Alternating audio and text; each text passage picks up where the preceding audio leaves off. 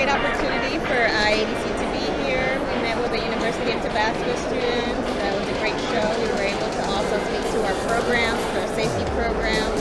So we're happy to be here in Latin America. I think what it is having people understand how IADC is here to support industry. We've been around 81 years, and a lot of people don't realize that IADC, our programs, WICAS, Well Sharp, sometimes the programs are recognized, but not that it's part of a bigger organization like IADC.